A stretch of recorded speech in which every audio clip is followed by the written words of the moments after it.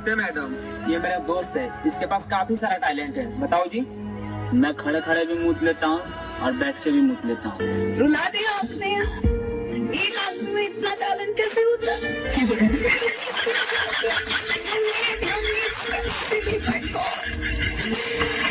भाई तुम शादी कब करेगा? भाई मेरे से शादी करेगा कौन? मेरा मुंह गाड़ दोनों करिए।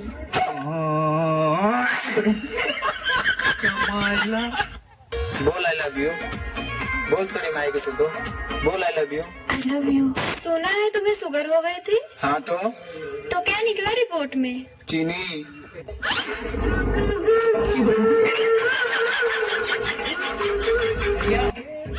मच्छर मारने वाली अगरबत्ती है। अच्छा चलो भाई। घर में लगाओगे? नहीं, गार्ड में लगाएंगे। यार इतनी उदास क्यों हो? मैं अपने दिल का घाव तुम्हें कैसे दिखाऊं? ब्लाउज खोल के। दुल्हन बनाई पद में लगबूबर की माई।